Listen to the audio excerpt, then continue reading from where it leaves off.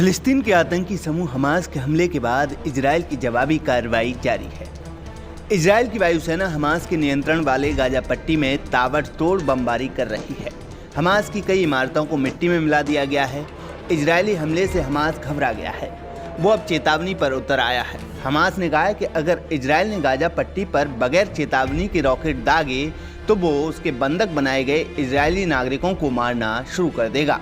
दूसरी तरफ इजरायल के प्रधानमंत्री बेंजामिन नेतन्याहू ने कहा है कि इजरायल ने युद्ध को शुरू नहीं किया है, लेकिन वो इसे खत्म करेगा। मीडिया रिपोर्ट्स के मुताबिक हमास का ही हिस्सा रहे अजदीन अल कासिम ब्रिगेड्स ने धमकी दी है, बगैर चेतावनी के हमारे नागरिकों पर हमले का जवाब एक नागरिक बंधक को मारकर दिया जाएगा। उसने कहा है कि दुश्मन मानवता की भाषा नहीं समझता है, ऐसे में हम उसे उसी की भाषा में समझाएंगे जो उसे समझ आती है। वहीं इजरायल ने गाजा पट्टी की तरफ कार्रवाई को तेज कर दिया है। 3 लाख रिजर्व सैनिकों को बुलाया गया है और गाजा पट्टी पर नाकाबंदी कर दी गई है, जिससे जमीनी हमले की भी आशंका बढ़ गई है।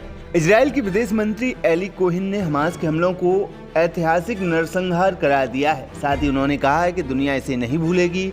इससे पहले इजरायल के रक्षा मंत्री योआव गैलेंट ने गाजा पर पूर्ण कब्जे का ऐलान कर दिया था। साथ ही उन्होंने कहा था कि गाजा में पानी, बिजली, भोजन और ईंधन की कोई सप्लाई नहीं की जाएगी।